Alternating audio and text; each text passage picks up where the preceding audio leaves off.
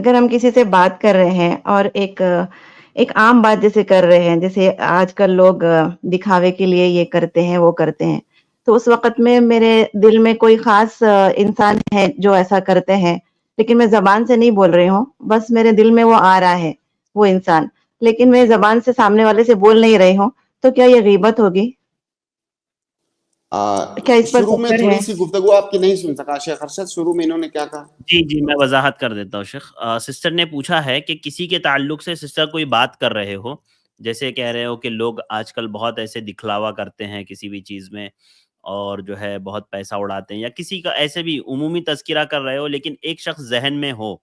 اور اس شخص کا ذکر نہ کیا جائے،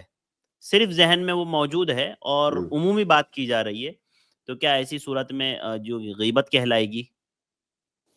نہیں، دیکھیے غیبت کی تعریف یہ ہے کہ ذکرک اخاک بما یکرہ، اپنے بھائی یا بہن کا تذکرہ آپ ایسی چیز کے ساتھ کریں جس کو وہ ناپسند کرتا ہے اور وہ چیز اس کے اندر موجود ہے، تو یہ غیبت ہے. اور اگر وہ صفت جس کا آپ ذکر کر رہے ہیں جس کو ناپسند کرتا ہے اس کے اندر موجود نہیں ہے تو یہ تہمت ہے، جیسا کہ حدیث کے اندر بتایا گیا ہے. تو جب آپ اپنے کسی بھائی یا بہن کا ذکر کریں، جب آپ نے اس کا ذکر نہیں کیا، اس کا نام نہیں لیا، تو یہ غیبت نہیں ہے، بلکہ صحیح طریقہ یہی ہے. یہ اللہ کے نبی صلی اللہ علیہ وسلم کا طریقہ تھا کہ کئی دفعہ سماج کے اندر یا لوگوں کے اندر پائی جانے والی کسی برائی کا پر تنبیہ کرنے کے لیے اللہ کے نبی صلی اللہ علیہ وسلم یہی اسلوب اختیار کرتے تھے. کہتے تھے ما بال اقوام یفعلون کذا و کذا، کہ لوگوں کو کیا ہو گیا ہے کہ لوگ ایسا ایسا کرتے ہیں.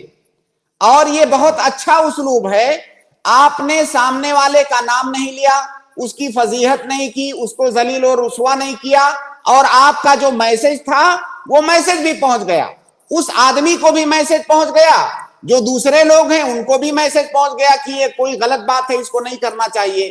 تو یہ بہت اچھا طریقہ ہے، اور پہلے اسٹیپ میں آدمی کو یہی طریقہ اختیار کرنا چاہیے. کسی برائی پر نکیر کرنے کا یہ بہت اچھا اسلوب ہے کہ اگر آپ کو لگتا ہے میں نے اس کا نام لے کر کے اس برائی کا ذکر کیا تو اس سے اور خرابی ہو سکتی ہے،